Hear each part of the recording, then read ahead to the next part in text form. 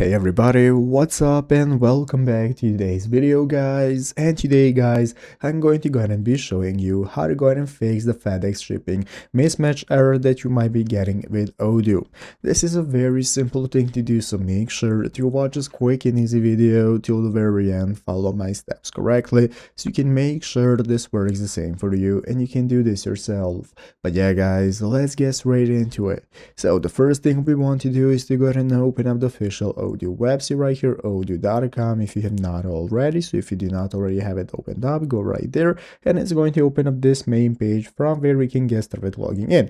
In the upper right corner, you can go ahead and create an account if you do not already have one. If you already have one, just go ahead and log in normally. So far, after logging in, this is going to be the main page where in the upper right corner and the upper left corner, we can access the editor mode with the configurations, the settings, site settings, and so on. So let's go and take a look at how to fix any FedEx error that you might be experiencing. As you can see right here on the official Odoo forum, somebody already posted the same question with a similar problem. As you can see, the FedEx delivery method returns an error at checkout. And here we have answered by somebody who is more experienced with FedEx and Odoo. And what you want to do yourself is go to the official Odoo documentation page or the Odoo forums to search for a problem that you might be having, and somebody more knowledgeable or who is a developer is going to help you out. So it's going to show you how to fix any problems. So go to the forums, and if you cannot fix it yourself, post your own problem, explain everything in great detail, and somebody with more knowledge is going to help you out, giving you the step-by-step on how to fix it. So this is your best choice, and every time you have a problem, this is the best way to go ahead and solve it.